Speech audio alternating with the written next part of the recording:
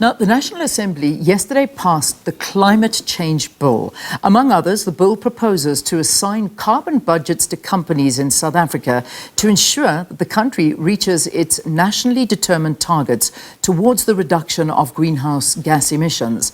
As a signatory to the United Nations climate change and its Paris Agreement, the country is working towards legislation that will set up sectoral emission targets as its commitment to reduce its carbon footprint.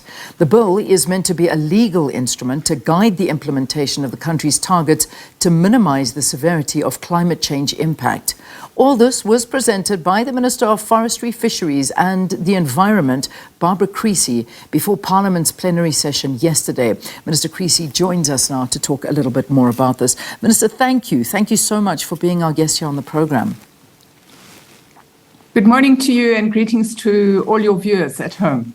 Perhaps you can briefly tell us about the bill, because I know that there's a lot to it, but perhaps maybe just a little bit of a summary and, of course, the response in the public hearings.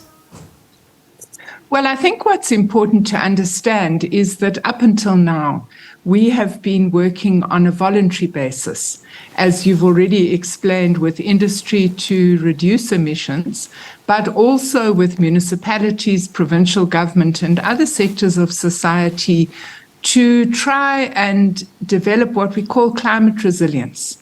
So what we understand is that the world is not on track to meet the 1.5 degree temperature increase. And so we are going to find that all of our lives will be impacted on by climate change.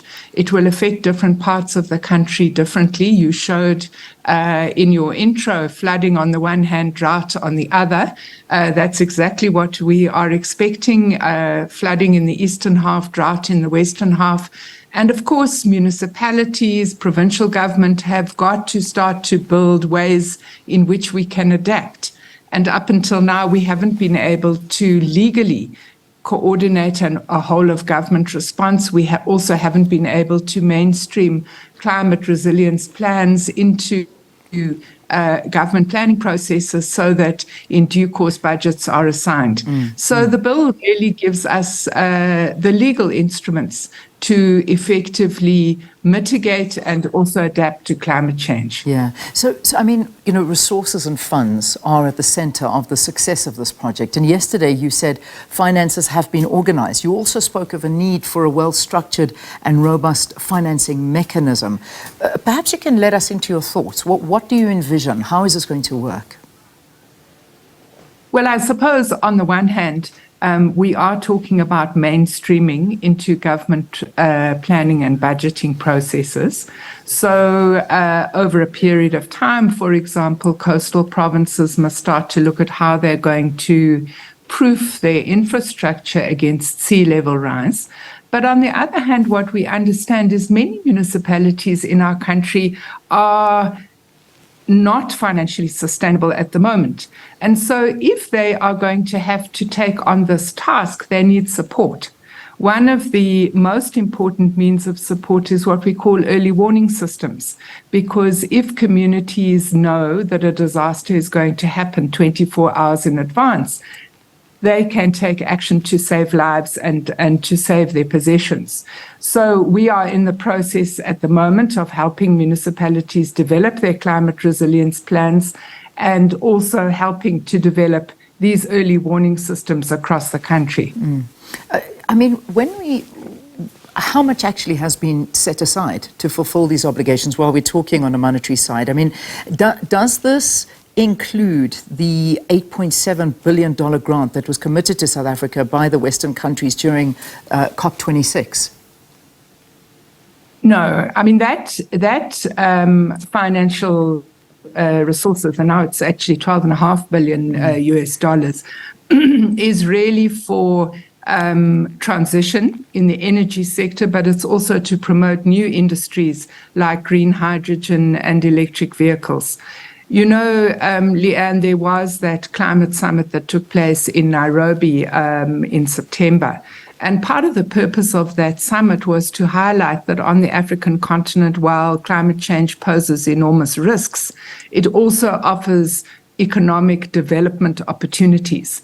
And I think South Africa, with abundant renewable resources and also abundant resources of what we call critical minerals, such as platinum, lithium, and so on, is well placed to develop new industries. Yeah. So that as we move gradually over the next 20 to 30 years towards reducing our carbon footprint, we're not just throwing people on the street, but we are developing new industries that will take the place of the coal value chain, for example. Yeah. So if I may just sort of get a ballpark figure from you in terms of the amount, I mean, how much has been set aside to get to the bottom of these and fulfill the obligations?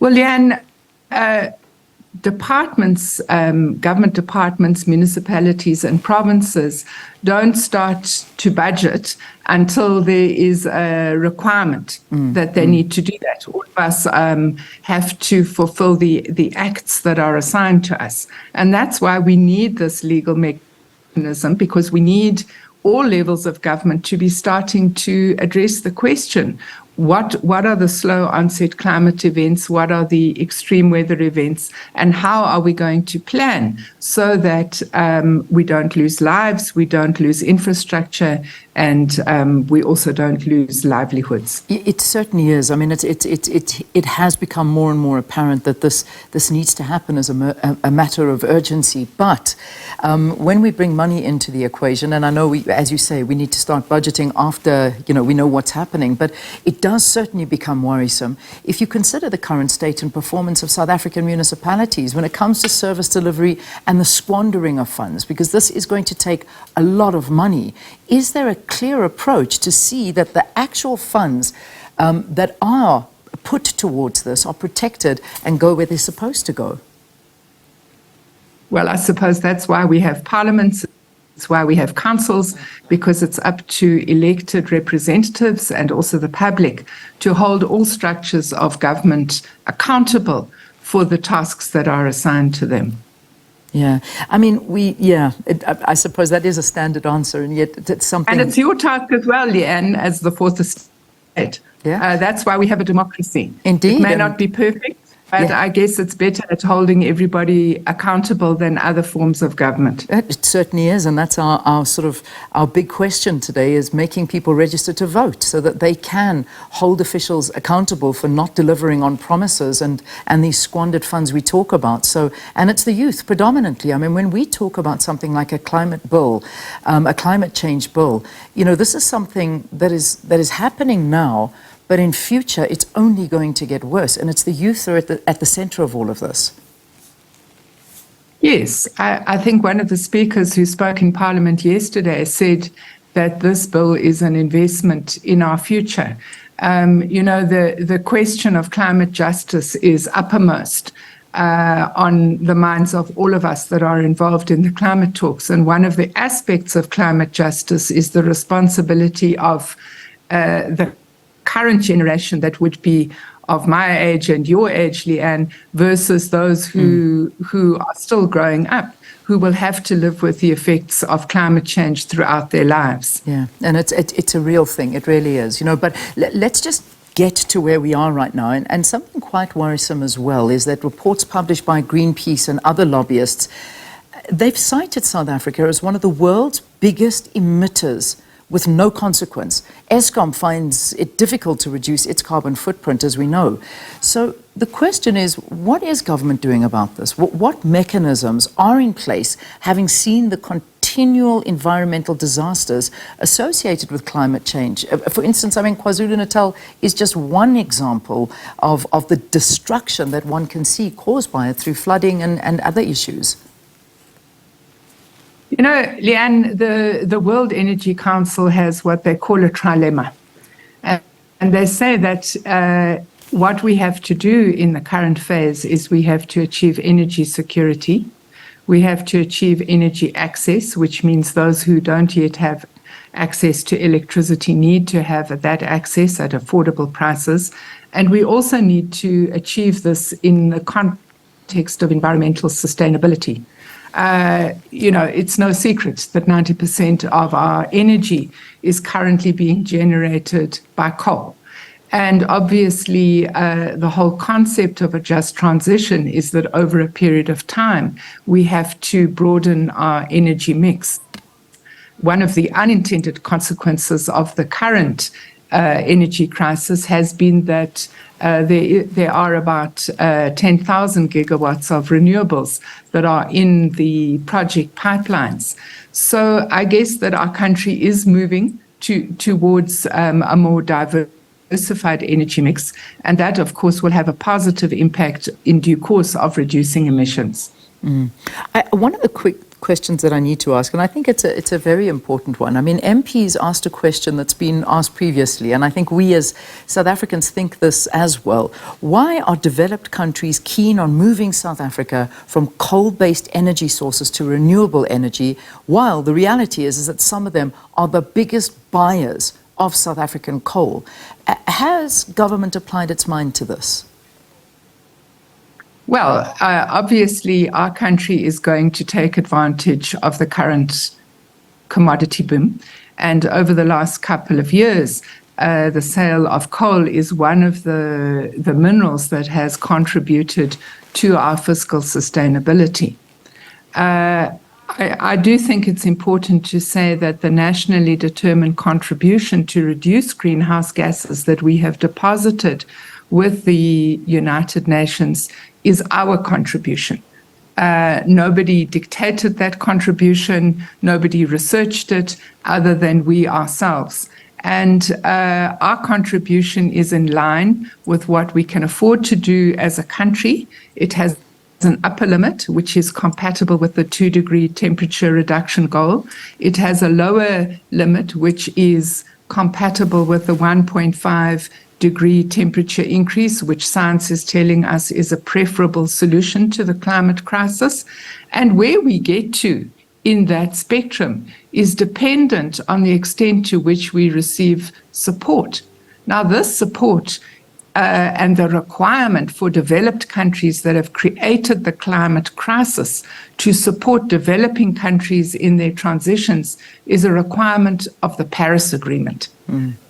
So I don't think that we need to be ashamed of taking money which is laid down in an international agreement, and there is a requirement for developed countries that have caused the climate crisis to provide those resources. Yeah.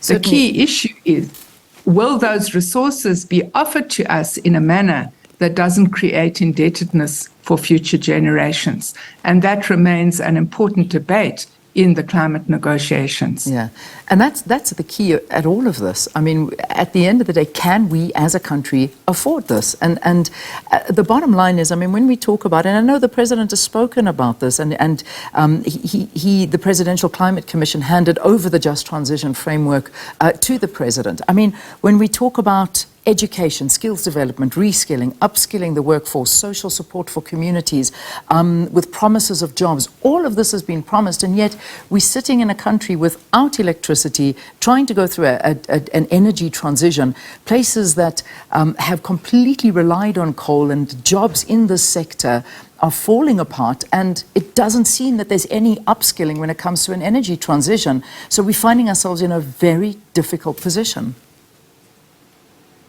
That's why we need the bill, Leanne.